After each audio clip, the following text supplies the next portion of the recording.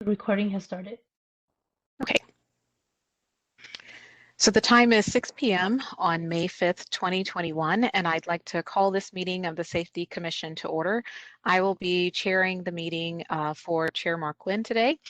And so I'm going to start off by reading some notes for beginning the meeting. So in the interest of public health and safety and pursuant to the Governor's Executive Order N-29-20, members of the Safety Commission and staff are participating in this meeting by teleconference. In accordance with the executive order, the public may view this meeting online, but not in the council chambers.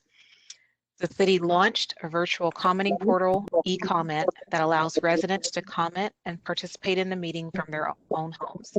You can find the link to e-comment at www.chulavistaca.gov/virtual meetings.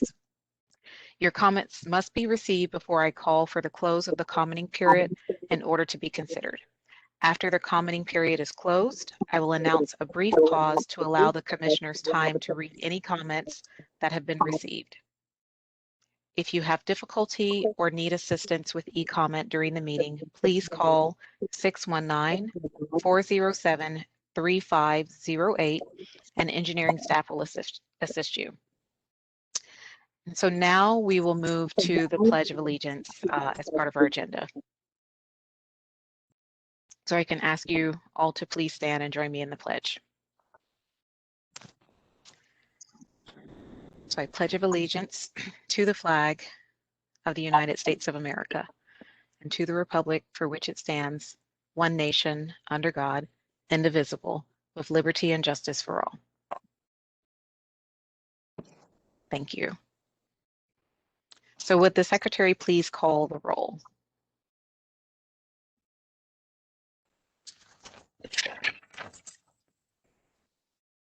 Commissioner Cervantes, Present.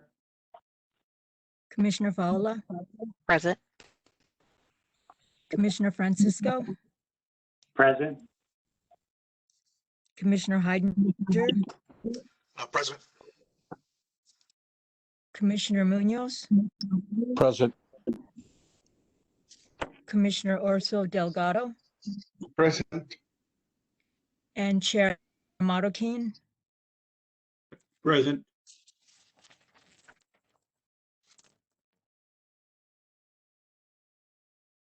Okay. So now we're moving on to public comments. Public comments is the section on the agenda for members of the public to address the commission on items that are not listed on the agenda. So I will now call for a 2-minute pause to allow the public to submit any final public comments. And commissioners, as a reminder, please refresh the view on your screen to ensure that new comments appear. Staff, if you would please put up the countdown timer.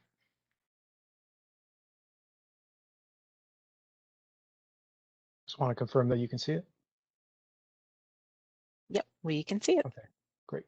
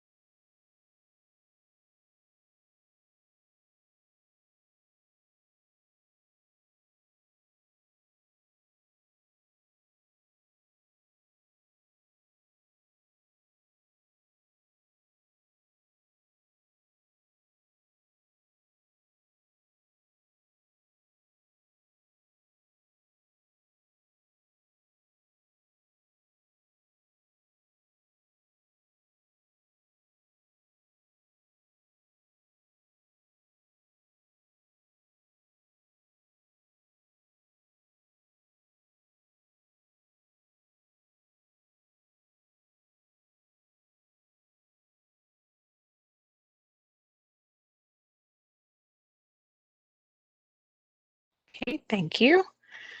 So I assume the commissioners all had enough time to read the public comments. The public commenting period is officially now closed. Looks like we had one comment that was submitted. Florence, could you please announce for the record the number of comments received? One comment received for public comments, but after reading that comment, it seems that it corresponds to item 5.1. Yeah, I agree. Okay, so I guess we'll just move on to item 5.1 on the agenda, and then we can take a look, commissioners, at that comment that was submitted later. So item 5.1 on the agenda is resolution of the Safety Commission of the City of Chula Vista recommending that the City Chula Vista City Council decrease the existing speed limit on Moss Street between Broadway and 2nd Avenue from 35 miles per hour to 30 miles per hour, and that the prima facie limit of 25 miles per hour between 2nd Avenue and the East cul-de-sac be established, and that Schedule X of the register maintained in the Office of the City Engineer be amended to reflect the revised speed limits. And so staff, do you have a presentation on this item? Yes, I do. I have a brief one. Bring it up. Okay, can everyone see it? Yes, we can. Great, thank you. So as mentioned, I have a speed limit decrease to present, which is nice.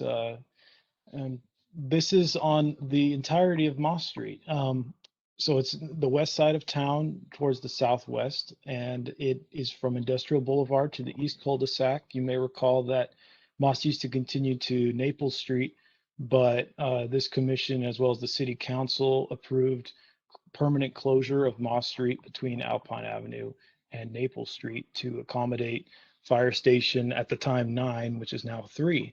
And it's opening this week. The ribbon cutting, I believe, was last week. So we are now seeing the finished product for what was done over there.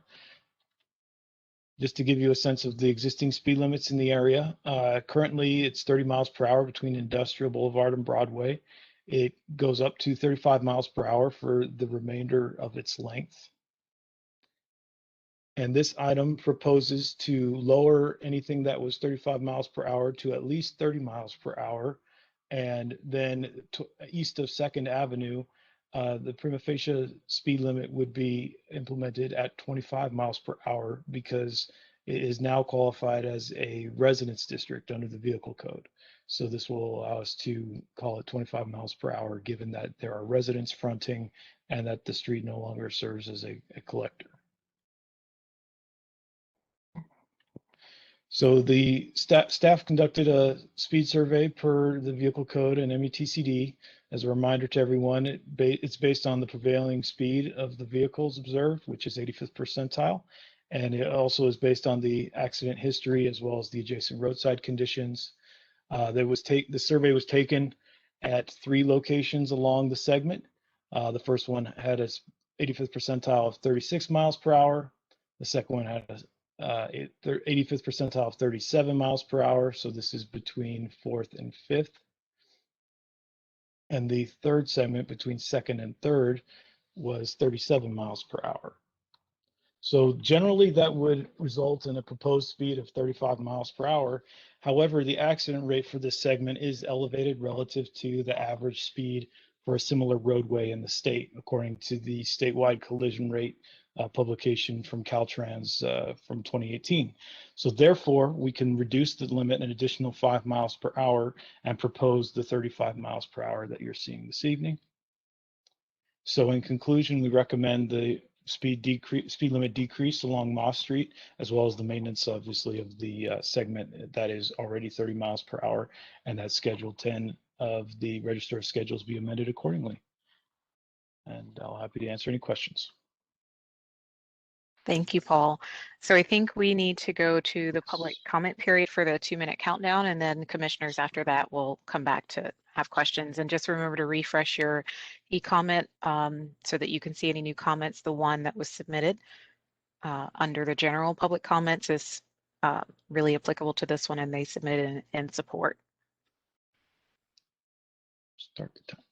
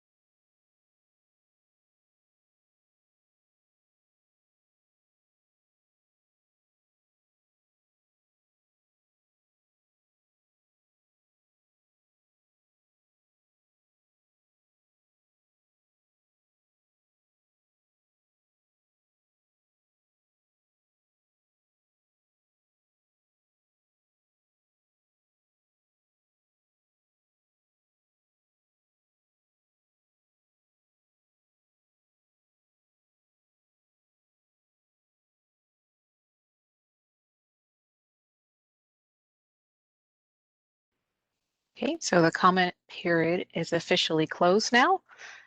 Commissioners, I assume you've had enough time to read the one comment that was submitted under 4 that's applicable to 5.1. Does anyone have any comments or questions for staff?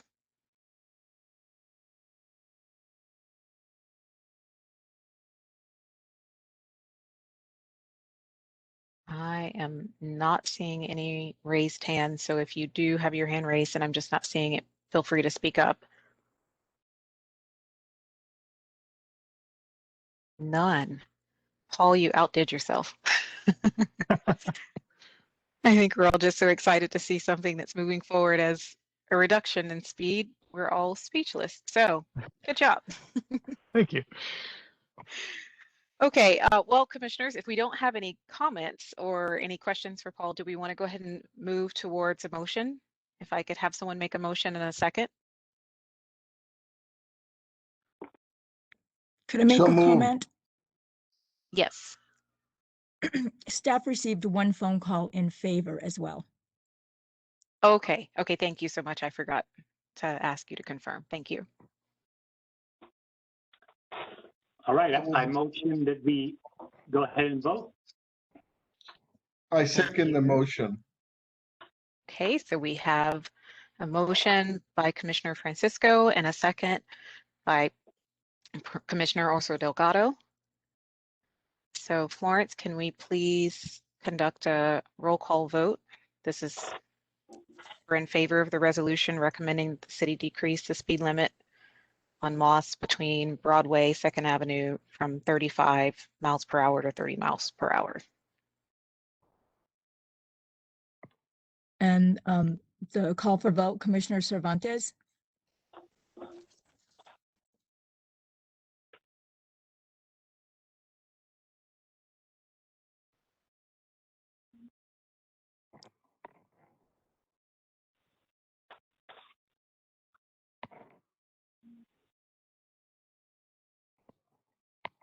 oh, here we go. Commissioner Cervantes, I Aye. didn't hear your vote. Thank you. Commissioner Fowler, Aye. Commissioner Francisco, I approve. Commissioner Heidinger, Aye. Commissioner Munoz, Aye. Commissioner Orso Delgado, Yes. and Chair Marroquin. Yes. Yes.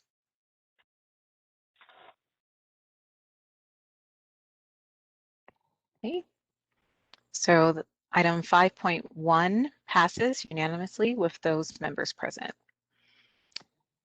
So I think the next set of items, they're only for discussion, so there's no action required. So the next item on the agenda is item 6.1, and this is the proposed quality of life indicators. It's presented by the Growth Management Oversight Commission liaisons, Kimberly Elliott, Facilities Financing Manager, and Kim Vanderby, Associate Planner. And I believe you have a presentation. We do. So we do. Wonderful. Good evening, commissioners. My name's Kim Elliott, and with me is Kim Vandermeet, and I think she had problems getting on her camera, which works, but she's here with me. Thank you for, are we ready to go? Okay, I thought I heard something. Thank you for having us tonight. Kim and I have been working on a comprehensive review of the city's growth management program. So tonight I'd like to walk you through some brief history, share with you our ideas for new topics and metrics, and then get your input on the ones that are relevant to your commission. Next slide.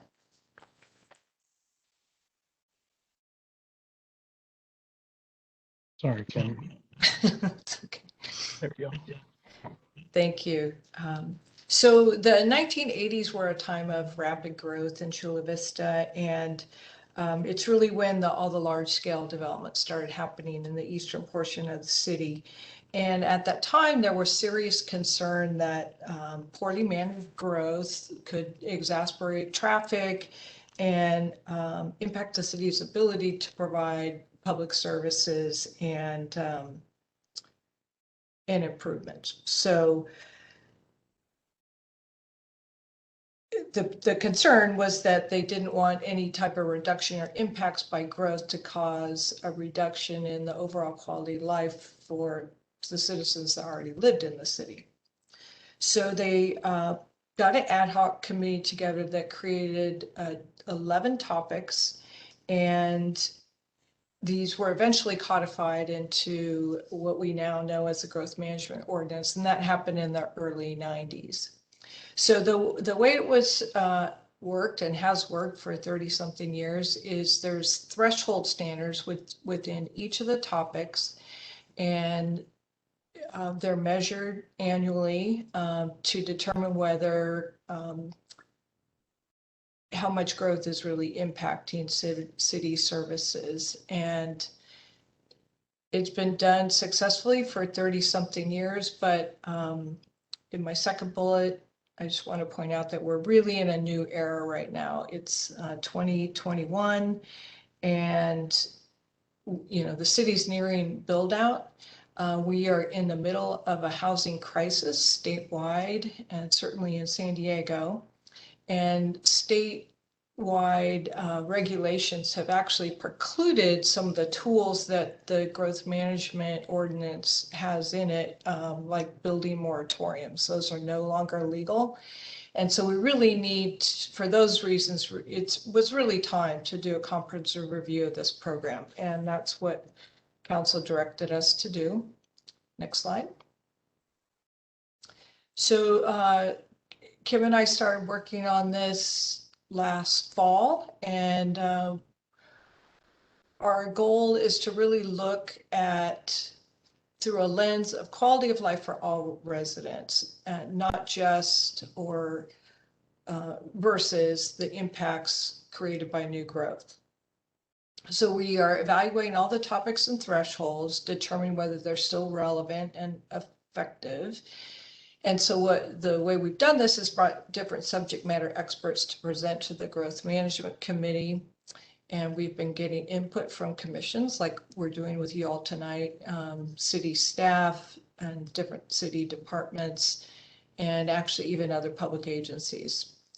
So our next step will be to present these new topics and indicators to the GMOC probably in June.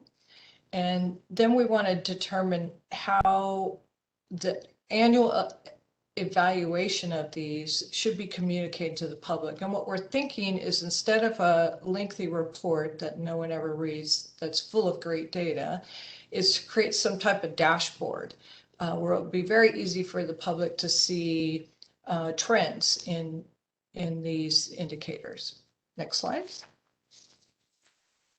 So these were the 11 topics that have been really the same since 1987: police, fire and emergency services, libraries, park and rec, sewer, drainage, traffic that I've highlighted as it's relevant to you all, fiscal, air quality and climate protection, schools, and water.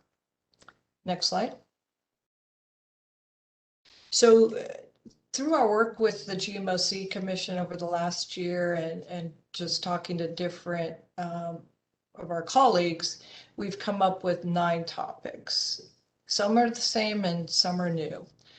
Certainly public safety is one that immediately comes to mind when you think about quality of life, is everyone wants to live in a safe city. But instead of just measuring response times, as we have done in the past, only response times, we want to look more into some of the crime statistics and things like that. So we're looking for outcomes, not just these measurements that may or may not mean anything.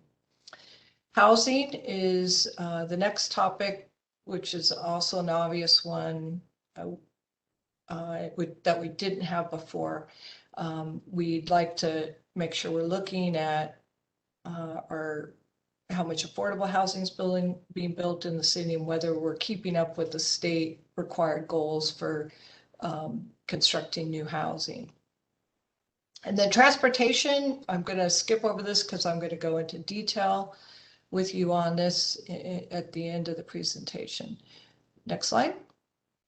So that's the first 3. The next 3 are connected communities, where we're putting parks and rec, libraries, arts and culture, education, all under this one umbrella. And again, instead of measuring how many square footage of libraries do we have, and that's one that failed every single year because there hasn't been a new library built and the population has increased. But what we felt like, that's not a good measure. How many square footage of a library is not a good measure of the amazing services that the libraries are providing. So we're looking at different ways to measure that. Economic development is another new topic. We want to look at, unemployment rates and median household income. A good indicator of a healthy economy is like commercial vacancy rates. And a big focus of the Economic Development Department is inclusive economic development. Sustainability, previously we had air quality, and we're including energy, greenhouse gas, water conservation, and transportation modes actually can be in 2 categories. Next slide. And the last 3 are fiscal health, which we previously had fiscal, but it was more focused on the budget. But we thought it'd be important to look at the trends of the sales revenue coming into the city, how we're doing with our reserve funds, TOT generation, a bigger picture.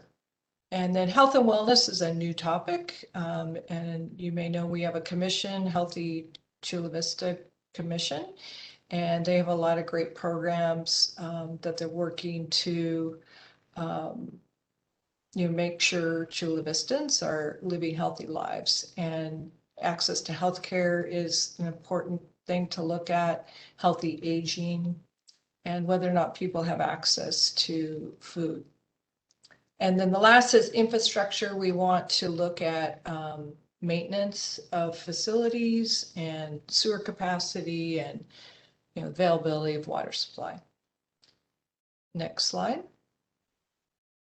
So the threshold for traffic has been really just evaluating level of service. And there were two things that were looked at. The arterial roads were required to maintain LOS C or better as measured in those segments. And during peak hours, it can go to LOSD for no more than 2 hours a day. And then for urban level streets, LOSD, and peak hours, LOSE, no more than 2 hours a day. So those were the only things that were measured related to traffic. Next slide. So these are the indicators that we're looking at and where we want your input and instead of calling it traffic, we're using a broader term and calling it transportation. So we still think that the level of service analysis is really important to evaluate traffic efficiency and how traffic is flowing. So we'd like to keep that in. But we didn't have any way to measure traffic safety. So we've had conversations with Paul and the rest of the operations staff, and we'd like to look at accidents per million vehicle miles traveled. And then kind of measure the annual number of accessible pedestrian ramps and audible pedestrian signals that are constructed each year, and the annual amount of added missing curb, gutter, and sidewalk added. So we thought those were good indicators of, you know, to see a trend in how the city's doing in keeping up with traffic safety.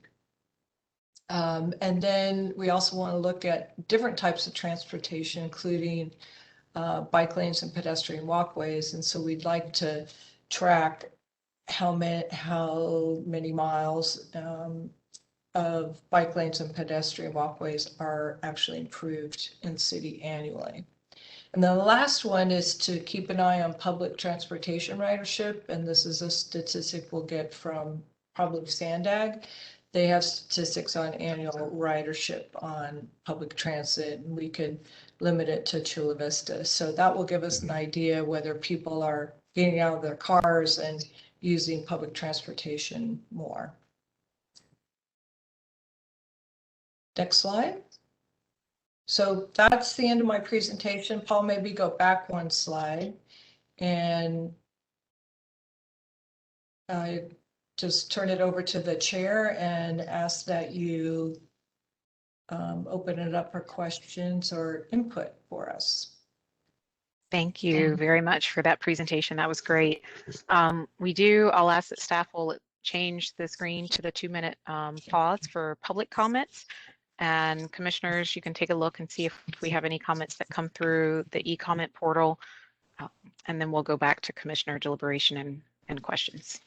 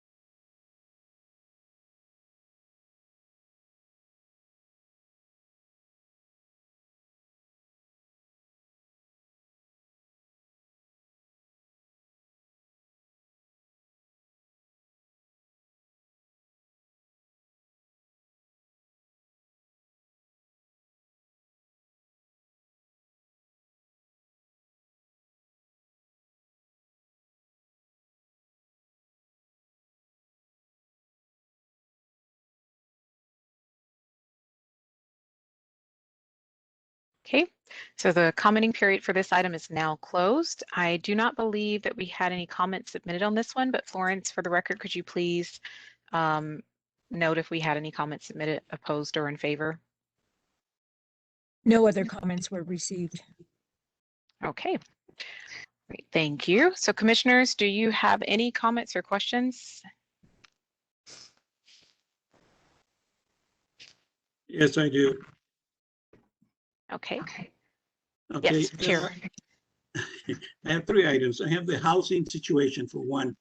As we noticed, many of the housing in the east side town are trying to be converted to garages into lodging or adding other type of lodging for the elderly and whatever the case may be.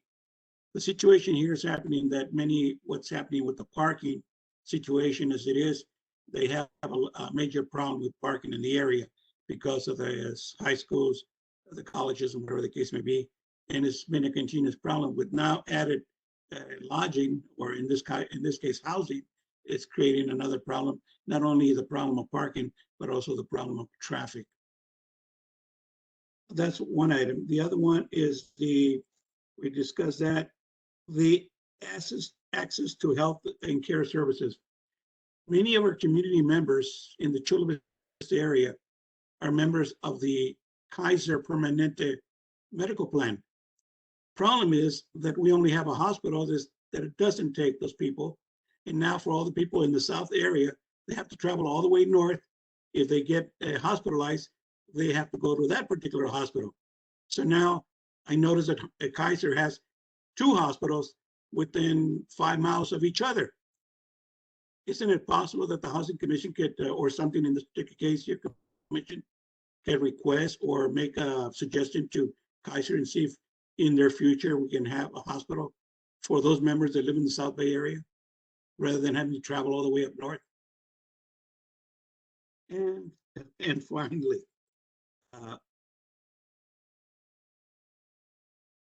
again, the traffic problems with transportation. The buses are great and all that.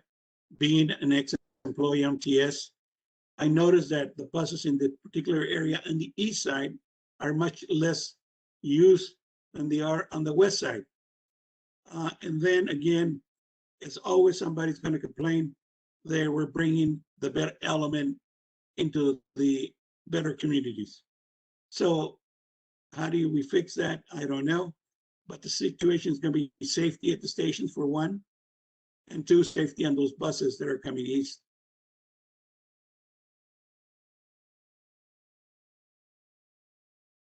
And that's my comments.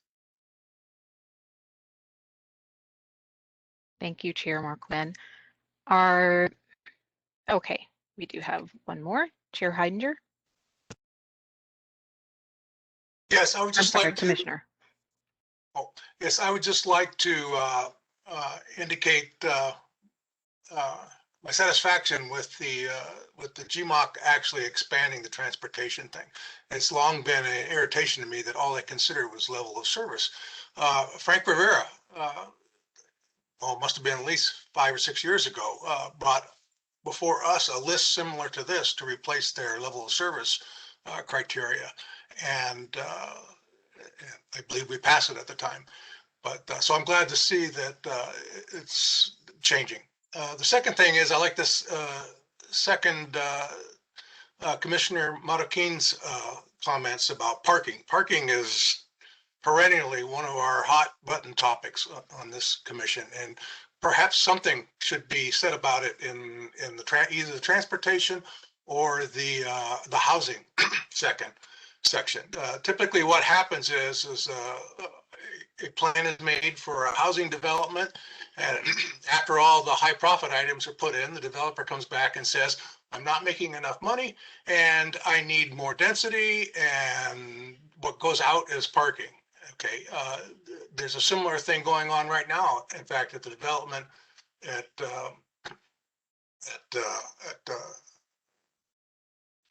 corner of Brandywine and Olympic, that area, that open area, was smartly planned for industrial, light industrial.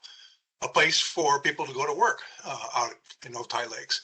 But the developer came back and said, no, we can't make any money off of that, so we want to put in lots and lots of condos and apartments in there.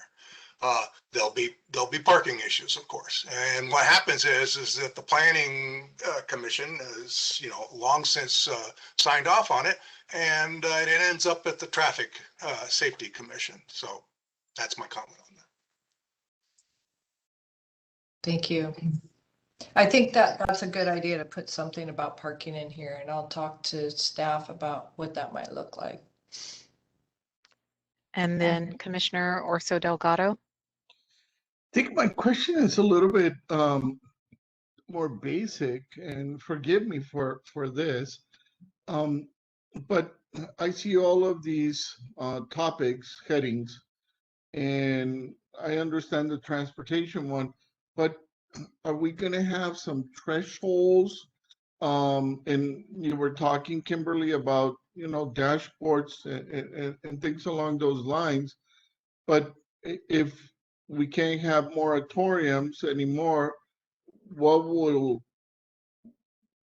ratchet or I guess meter the growth based on what?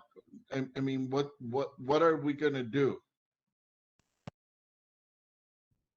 Actually, that's a very good question. So since the growth management ordinance was adopted in late 80s, early 90s, there's been a number of programs put in place and processes and policies that actually, required development to pay its fair share in infrastructure. We have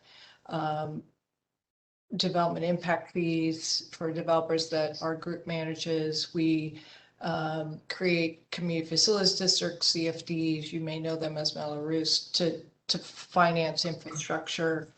And then we have a whole environmental review, and then separate from the development community, we have internally, the city has master plans for all of its facilities. And so I think over time, there's really been a lot of things put in place to make sure, and a lot of laws that have changed over time too, since the 80s, that really require the facilities to be available concurrent with the impact of the growth. So the developer's building or they're paying into a fee system.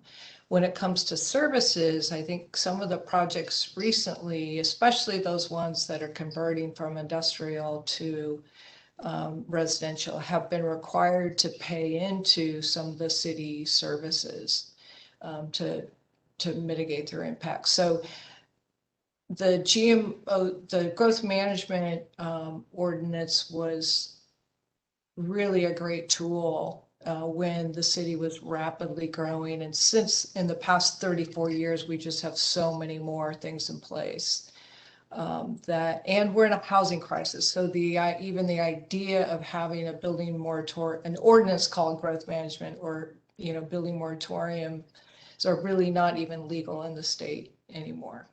So it's just, we're in just such a different environment, but we're hoping that through this, we can, instead of just managing the impact of growth, we're tracking how everyone's lives are impacted by, or not impacted, but how everyone's quality of life is affected.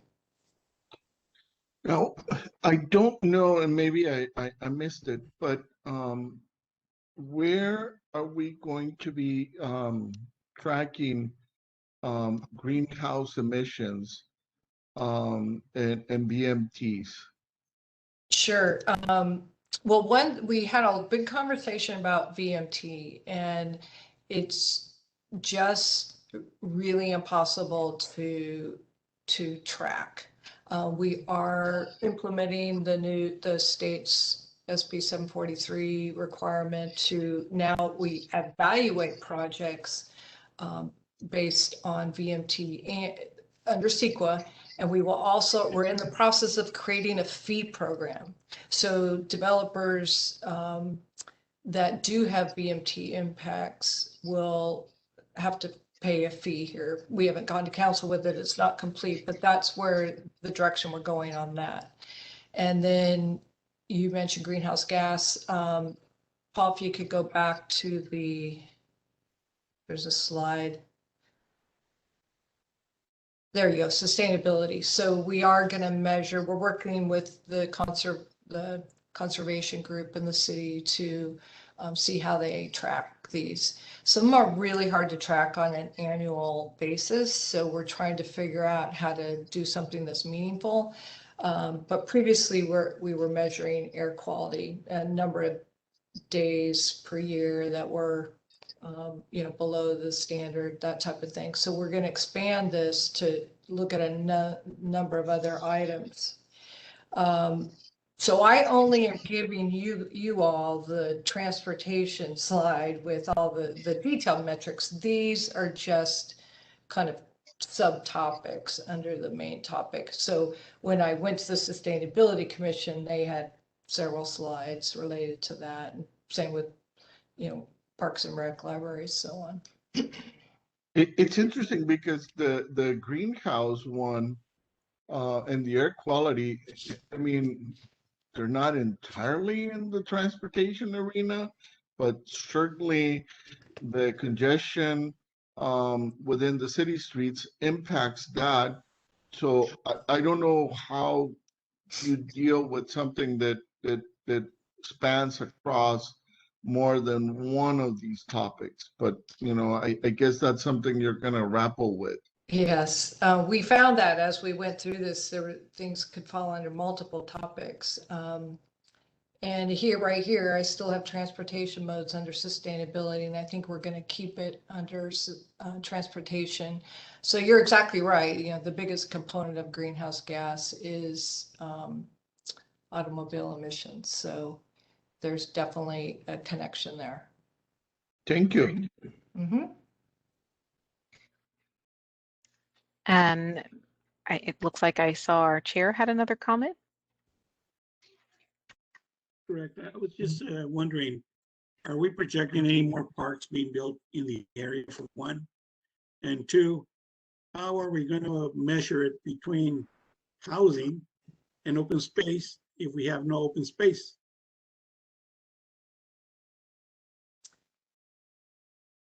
Are there more parks planned? Yes, there's a park master plan that has a number of parks that haven't been built yet. Open space was one thing we actually considered measuring as well, so we can look into that. It goes right back to what was mentioned before. The developers come in, they develop all these properties, and they leave a small circle of park. And then at that point, it becomes a bigger problem because many people are going to those small areas, creating more traffic and other problems that come with it, as we've had in the past couple of months in one of our local parks. I hear you. Thank you for the information. Sure. Trying to see if any of the other commissioners wanted to comment. I did have just, oh, sorry. Did I see another hand? Commissioner Heidinger.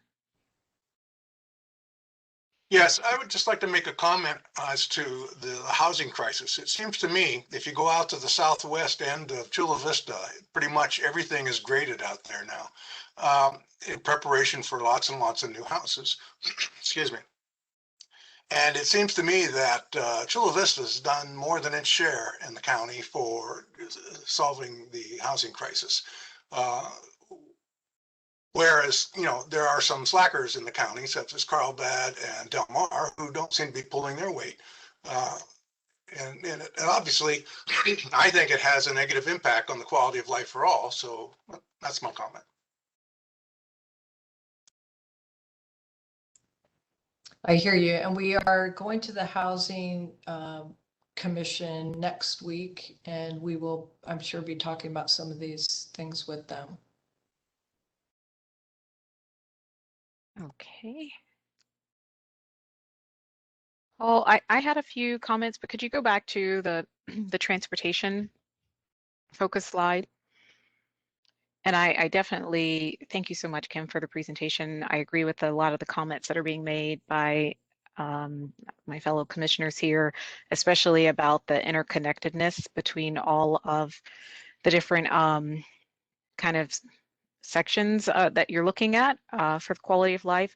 And I also would echo that, looking at this one here focused on transportation and just thinking about when you're talking about level of service and continuing that indicator, and how at times or in certain aspects it might be in conflict when you're also looking at something from a multimodal perspective, because you very well may want what's considered from an LOS poor, or lower LOSD or worse, but it's better because it's giving you the multimodal environment, which is slowing down traffic, making for a safer environment. So just thinking about, I'm not sure how you plan to tackle that, but hopefully that's going to be part of the criteria, and really looking at not however you weight it, so that we're not sacrificing that multimodal environment, because we're also trying to achieve a higher LOS.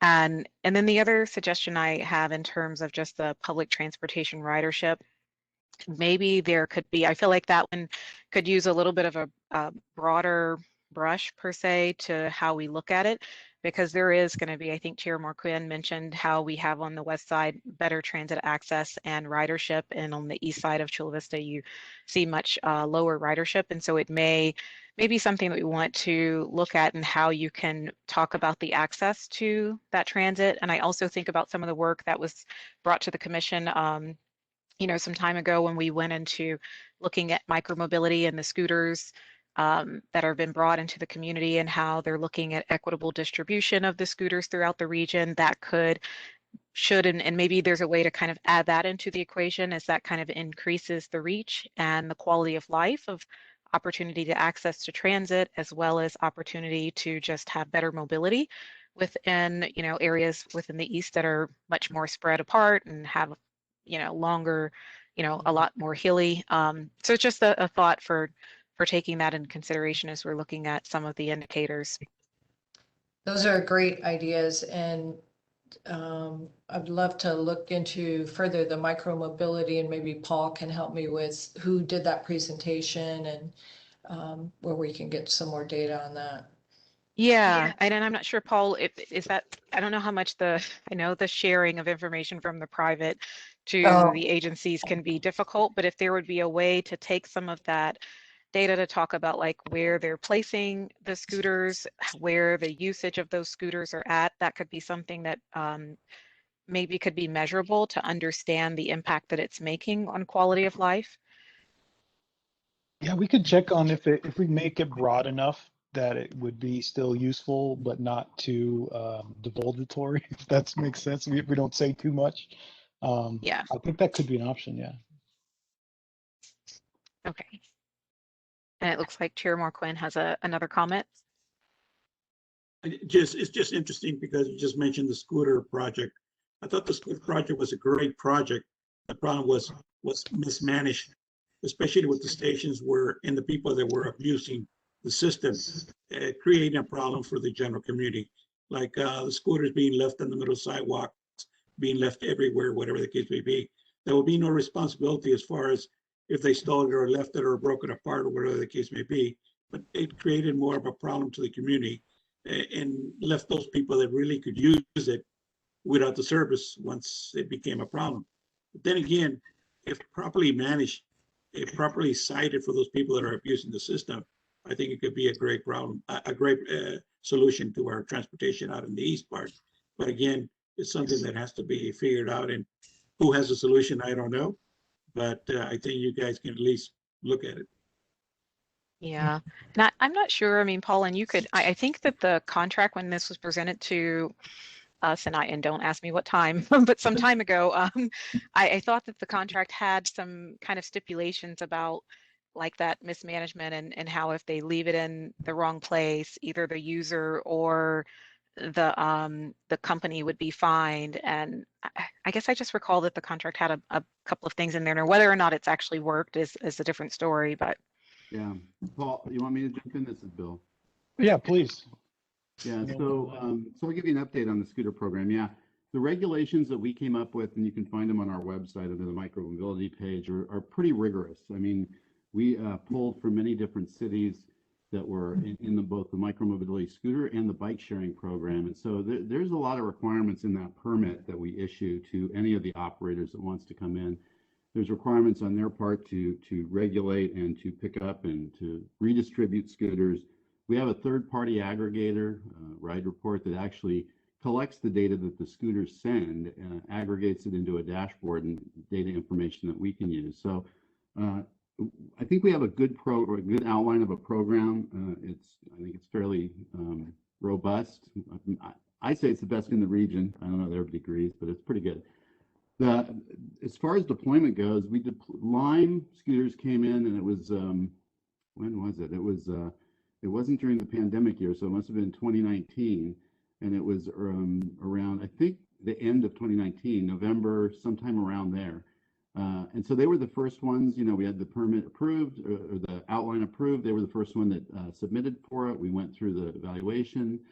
They went forward. They deployed 500 scooters. It was a little under 500 scooters throughout the city, and it only lasted about 3 months because shortly after we did that, San Diego put restrictions on them in terms of parking and different things that created a situation where they decided to pull out of the region. And so when they pulled out of San Diego, you know, we're not a big enough player to keep a scooter organization solely for Chula Vista. We just don't. It's not the same as a downtown San Diego. So any scooter organization, it's like we're kind of a subset. So when they pulled out, it ended. So we only got about 3 months of data. It was really just getting started. And with any program like that, you really need you need a while for people to get used to it, figure out how they want to use it, figure out where the deployments are, all that kind of stuff. And so it just didn't really happen. COVID hit. We were kind of bummed. And then Bird came in about 6 months ago and said, hey, we're interested in Chula Vista. They're looking at expanding.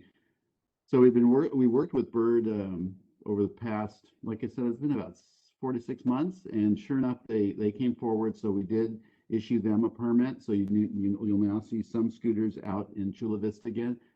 We had a requirement in the original permit that said, minimum deployment had to be 500 units, and it was split 75 on the west side, 25% on the east side.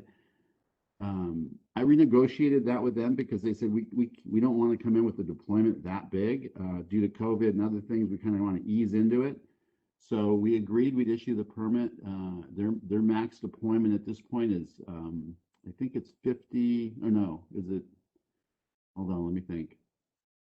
I think it was 200 scooters.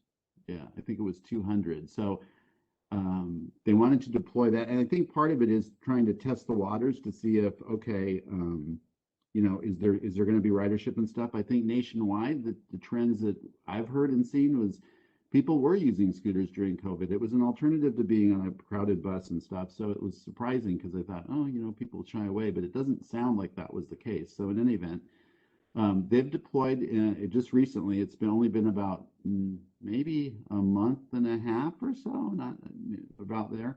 And they're rolling out slowly. So hopefully they get used, they get ridership. You can see quite a few on 3rd Avenue. I drove Broadway today, didn't see too many there. I think they have some deployments down at some of the transit stations along the Blue Line. And then they have some around the East County, East area, I think Millennia and stuff.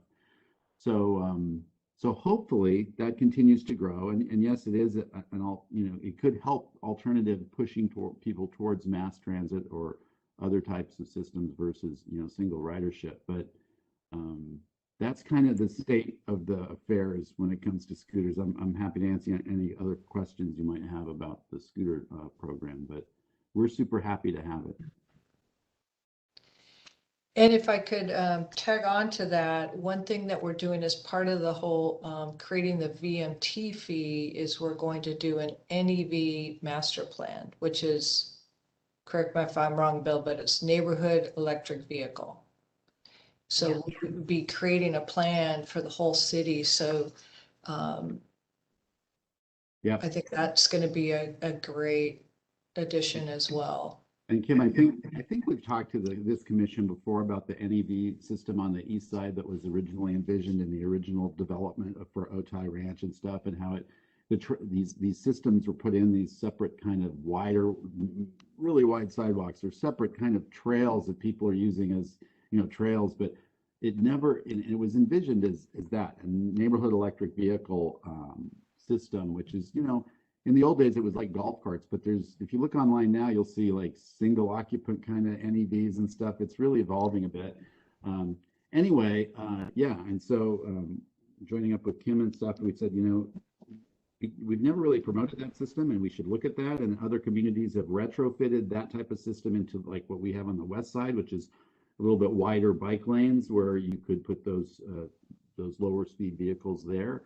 And so as part of the DEF, I guess it is, we were going to do I think that's how it's funded. But anyway, we're doing the study to say, let's really look at what we've got built, what we could have built, and kind of develop that master plan look at what would a good NEV system look like, and then we can figure out how do we get there. So yeah, that's a good cut. That's a good, and yeah, and it would have effect because typically they're electric. So yeah, great for bringing that up again. That's a good Sure. thing. And can I also ask, is there any, has there been any discussion or talk about also looking at e-bikes as part of the, the things that we're looking at, either in terms of the number of sales within the city, really just kind of thinking from the multimodal, and as you were talking, as Bill was talking about the NEVs, just really thinking how we're measuring different things that the city is really doing to improve quality of life in the transportation realm. And then that could also, since they can go further, longer, and have more abilities for those who maybe aren't able to travel as far, that that helps with mobility in the region.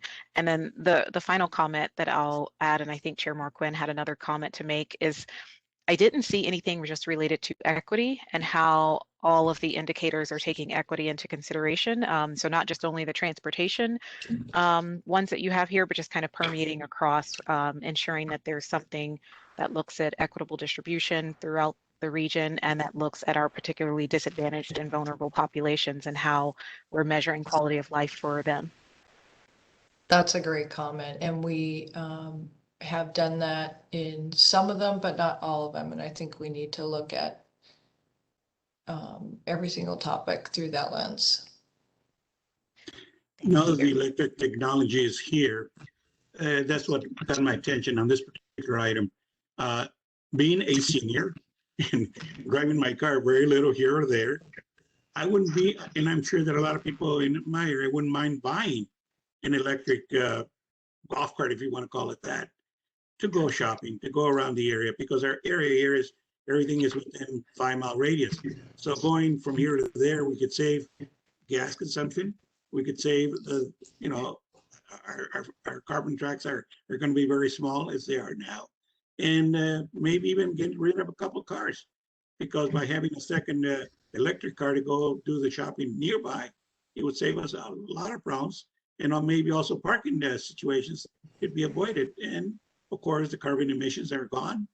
So for me, that's a great suggestion that I never really thought about. But thank you for bringing it up. Yeah, I think we're hoping that this NEV master plan gives us an idea of what we would like to build out.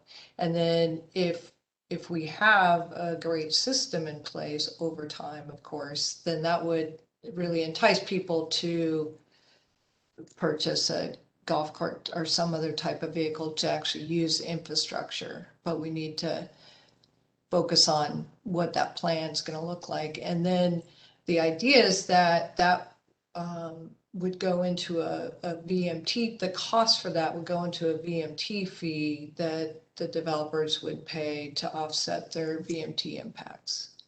At present, the electric cars are a great idea, but again, they're so expensive, plus the station you have to do for charging them. And for those that are going to be living in the apartments, who's going to be paying for that electricity? Or is that going to increase the rents of those people that live in condos or live in apartments to charge their electric cars? So it's a lot of issues that have to be resolved before it becomes a reality. True. Chair Mariquin, one of the things that I was amazed in one of my travels, I was in Amsterdam, and the core of the city in Amsterdam is very dense. You know, it's like 4 or 5 story buildings primarily, but there's a ton of electric vehicles. And in my mind, I go, "Well, how are they charging them?" Well, what the city of Amsterdam has done is actually they have like parking meters where you park your electric vehicle and it charges. Now, I believe that you pay some sort of a flat fee to charge the vehicle, but the infrastructure was built by the city of Amsterdam, and I seen something like that in other parts. So that's one way of getting around this whole notion of, oh, I live in an apartment, it's kind of hard for me to have a charging unit for my car right at my apartment. They did it on the public streets. Yes, and I'll say that I know that that's a priority for the city manager, and she's directed us to look at that as part of a parking study that we're doing for the downtown area, is where we can add electric charging stations.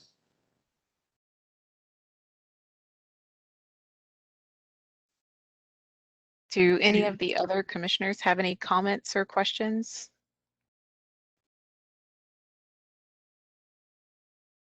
I do not think I see any additional hands raised. So thank you so much, Kim. This was a really great presentation. You know, I thank all of you and the staff who's been working on this, because we know you work hard, and it's really amazing to see all of the good work that comes out of the city of Chula Vista being very progressive and leading within the county in some of these things. And so I know I will, at least, and I know the commissioners here will look forward to just hearing an update from you on where this goes next, and seeing how all of the metrics and indicators shape up at the end. Great. Thank you for having us and for all your great input. This was really valuable. Okay. So now I hear my echo, if everyone else could maybe go on mute. So the next item on the agenda is item 6.2, and it's an update on Assembly Bill 43 status. Staff, do we have a presentation? Yes, just a brief update on what has been going on with this Assembly bill. Just to update or to remind everyone, last meeting we agreed to kind of close out the previous item that was about Assembly Bill 2121 and kind of replace it with Assembly Bill 43, which is marching its way through the state legislature at the moment. And so what has happened since I last reported is that on April 20th, the Transportation Committee passed the bill unanimously and referred it back to the Appropriations Committee. And so as you can see on that roadmap, we're now at Appropriations Committee. It was actually docketed for appropriations today, but it sounds like, from what I've read and when I was checking in on the proceedings, that they didn't get to it. So I assume it'll be next week, because this is a committee that meets weekly.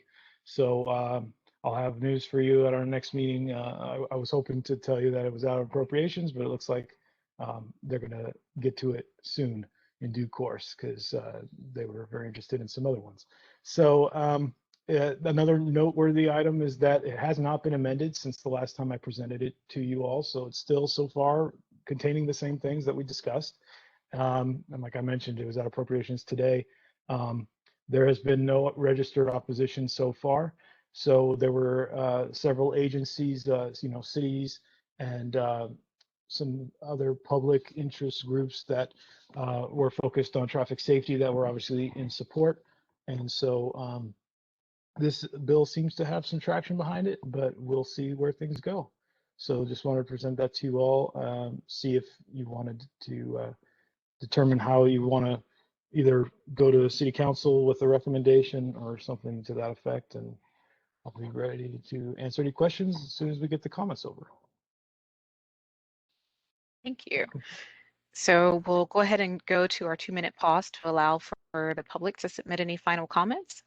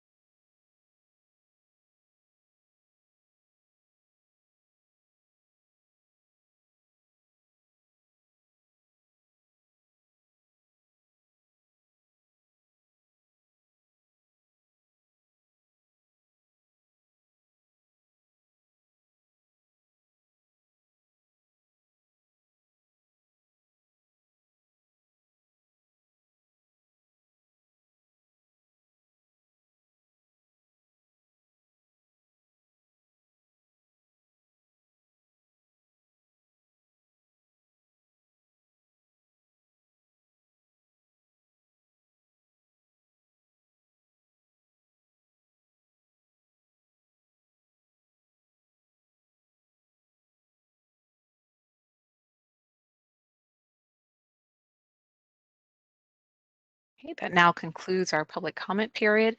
Florence, could you just state for the record if we received any public comments? No comments were received. Thank you. Commissioners, do you have any comments, questions, or direction that you want to give to Paul on where we want to go forward with AB 43?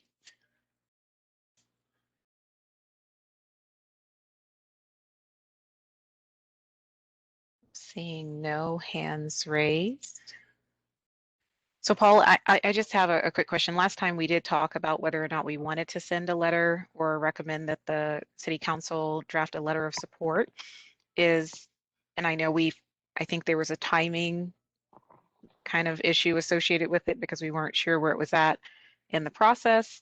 Are we at a point in the process where asking the council to submit a letter of support would be appropriate now, or is it something that should wait still? Or have we already missed the boat?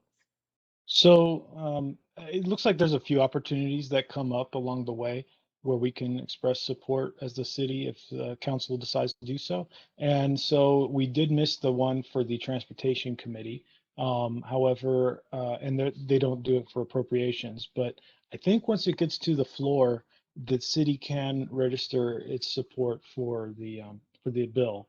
And so I think at this point, it might be too early to figure out the contents, but we could still discuss if the commission would be interested in doing so.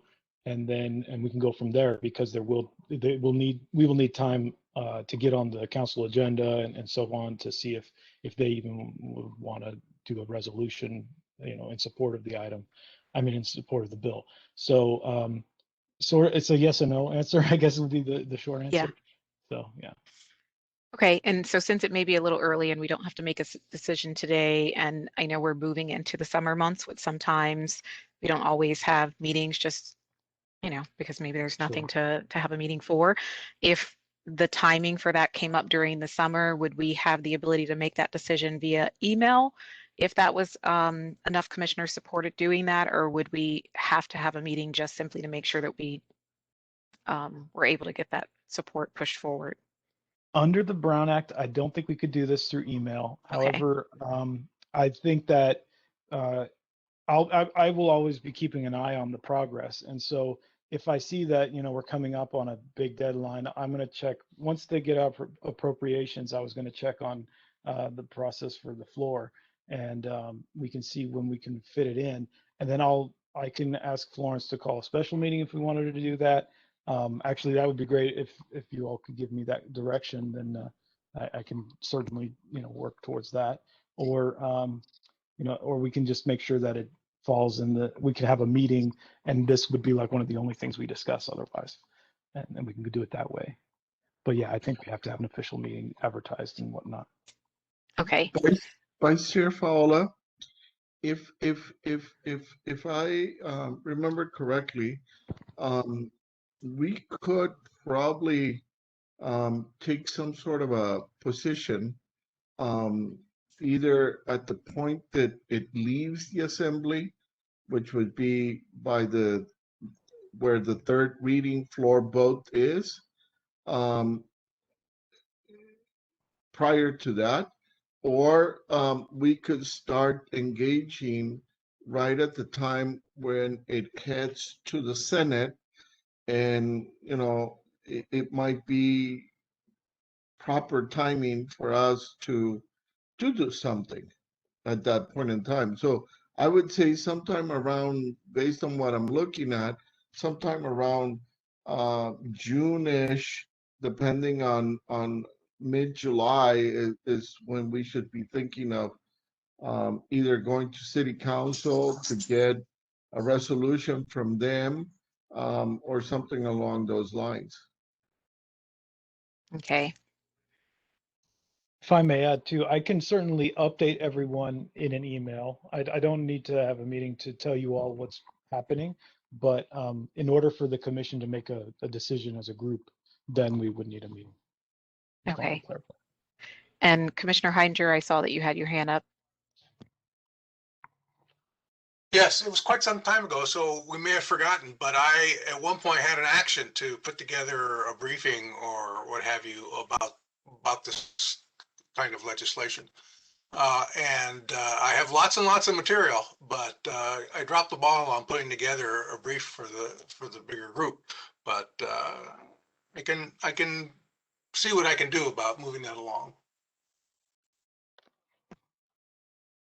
Thank you, Commissioner.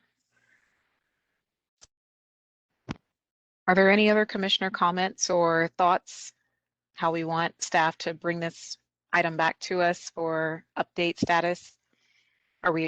Maybe I should just ask, do we all want to move forward with just having Paul continue to track this, let us know the status of it, so that if we need to have a special meeting to make an official decision on moving that forward, because it doesn't happen to fall within our regularly scheduled time, or do we want to have Paul kind of track it with that in mind? I will agree to keep Paul tracking it and keep us informed of what, when it becomes to be an important issue to vote on, or even to have a meeting for it. Agree. Okay.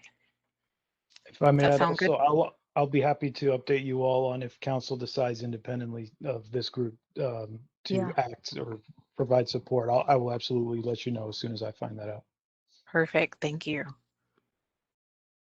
Okay. Any other commissioner comments or questions? I am seeing none. Okay. Thank you, Paul, for the update. Really appreciate you keeping track of this.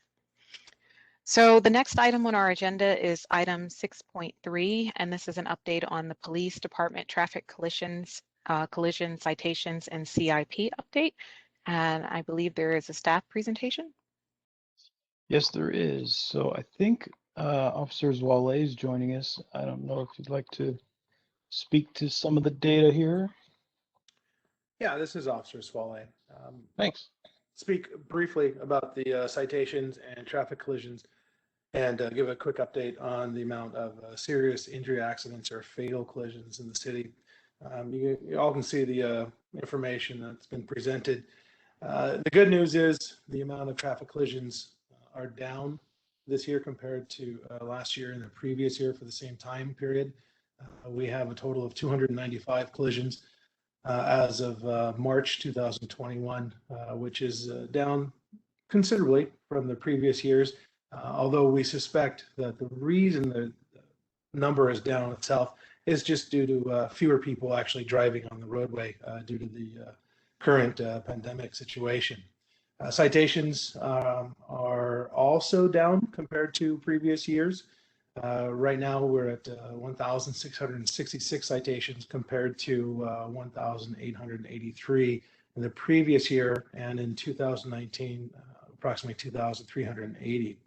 Unfortunately, the amount of fatalities are significantly higher, however.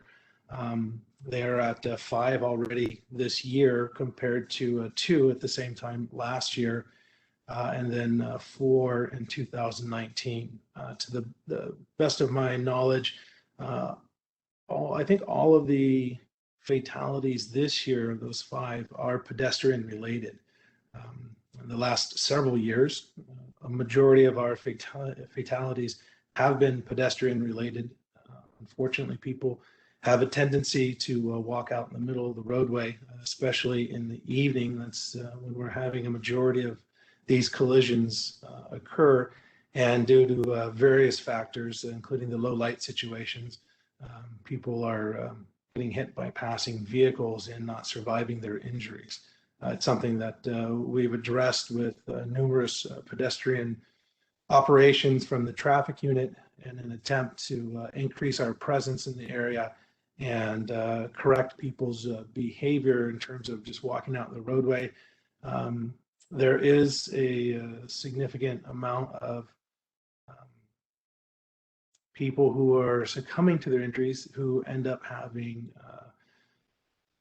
mental health issues, drug issues, and alcohol issues. It's, to the best of my knowledge, it's almost 100% that drugs and alcohol play a major factor in people's decisions to wander out into the street, especially at night. I know the bird scooters were brought up earlier in this evening's presentation. We are seeing a significant increase in the amount of collisions involving these scooters, and I know a few years ago, I think when they tried the other scooter program, we had 1 fatality. And talking to other police departments, specifically San Diego PD, and working alongside of them and learning how to document these collisions, they have had lots of frustration with the amount of people utilizing these scooters and seriously injuring themselves, and unfortunately sometimes getting into a fatal collision. And we would like to avoid that here. It's not something that is well known, but when these scooters are used, you have to have at the very minimum a learner's permit or instructional permit or license to use them. In addition, juveniles have to wear a helmet. And we're trying to spread that word through education.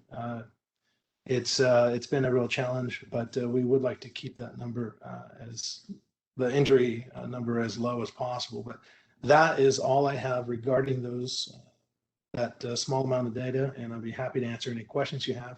Otherwise, I'll just turn this over. Thank you so much. Thank you.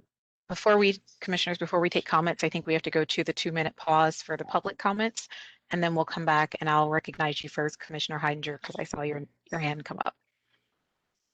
Thanks, Chair. And this is Paul. Just to add, I have combined the police citations and collisions report with the capital improvement program report. So if you have any questions with regard to the projects that have been completed or any of the data that's presented to you in your packet, feel free to bring those up as well. So that way we could do the comments at the same time.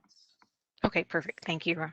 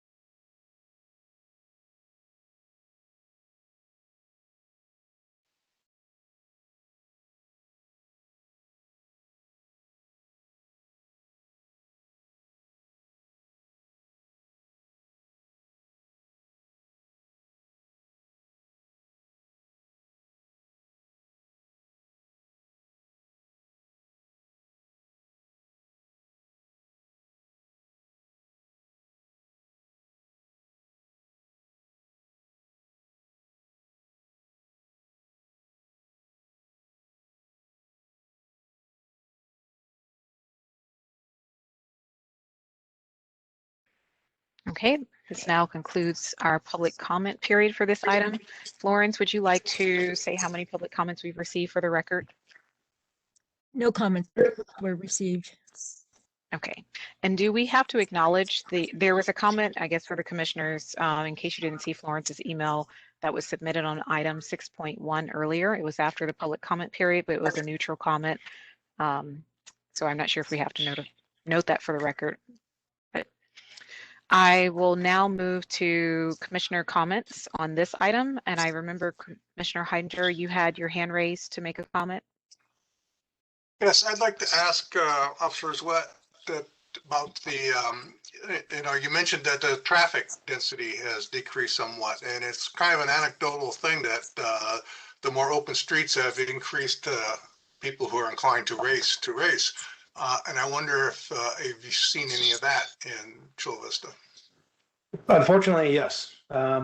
Olympic Parkway, Otay Lakes Road, East H, they've all had their share of increase in speeds. In addition to social media has garnered a lot of support in the racing community and also the modified vehicles community. I know this has been an issue in the eastern portion of the city and along Bay Boulevard. It's becoming more and more prevalent, especially with the use of social media. We've been monitoring it. The traffic unit's been called in on numerous occasions after the monitoring of the social media to intervene with what literally can be hundreds of participants and 50 to 100 cars showing up in different parking lots in different areas of the city. And that is, again, it's a part of the modified vehicle community and also some racing. In terms of overall speeds, I worked last night a special project for speed vehicles. And I can tell you that we had many cars, well over 100 miles per hour. Our highest speed was 148 miles per hour. Now that was on southbound 805 at the East Palomar HOV exit. But these vehicles are doing well over 100 on Olympic Parkway. I've had numerous situations where I've done enforcement with these vehicles that are well over 100 miles per hour. And yeah, there's fewer vehicles on the road, and people, for whatever reason, we think it was due in some part to a lack of enforcement during the pandemic last year, and we're still seeing some of that driving behavior here. Our enforcement is back in full effect, and it's something that is a serious concern for the police department. Okay, I have one other comment tangential to that. The people in Sacramento recently worked on a bill to legalize automated speed enforcement. And the bill got gutted.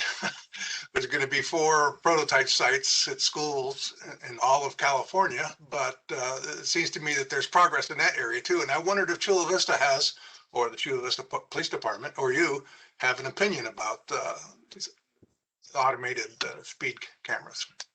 Well, I know speaking with the supervisor of the traffic unit recently regarding that, we arrived at the same conclusion that that essentially becomes a speed trap. And when you're using a timing device or something similar to that, it has its own challenges. And until the vehicle code is changed or amended, I think there's going to be quite a lot of legal challenges to it. I don't have an expert amount of knowledge regarding that, but it's something that we're aware of, and we are waiting to see what the evolution of that is. But I see the benefit of it to a certain extent, but my understanding of the way the vehicle code law or the vehicle code is written right now, I think there'd be some significant challenges to it legally. Thank you. You're welcome. Are there any other commissioner comments or questions?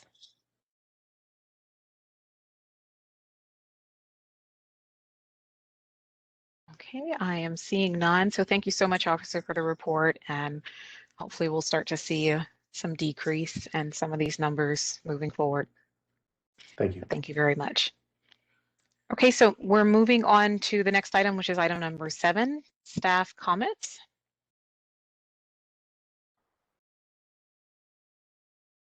Sorry, just closing some windows. Yeah, nothing to add. I appreciate everyone coming this evening. Thank you for the input, Officers Wale, and thank you again, Vice Chair Fowler, for chairing this meeting. But yeah, nothing specific. I think we've covered how future meetings may be scheduled, and so just stand by, and we'll be keeping you updated on the progress of AB 43. Thank you, Paul. Okay, and then the next item on the agenda is item number 8, chair comments. So Chair Marquand, do you have any final comments that you'd like to share? The only thing I can say is thank you to everyone for being so patient, and all this new technology for us dinosaurs is very challenging, but we're trying to get there. And I'm just starting to get it, and it's about a couple of months away from maybe us going indoors again. So hopefully we'll see each other under better conditions. But thank you again to all of you, especially you, Tuali. Thank you very much for your assistance. No problem. I know. Isn't that like all things? As soon as you figure it out, there's an upgrade or something new that makes you have to do it all over again. Okay, so last item on our agenda is item number 9, commissioner comments. And so if any of the commissioners have anything else they'd like to add before we close the meeting or adjourn the meeting. Yes, Commissioner Heidinger. Yes, I would like to congratulate the, I guess it's the streets department on the excellent job they did on the bike lanes on Broadway.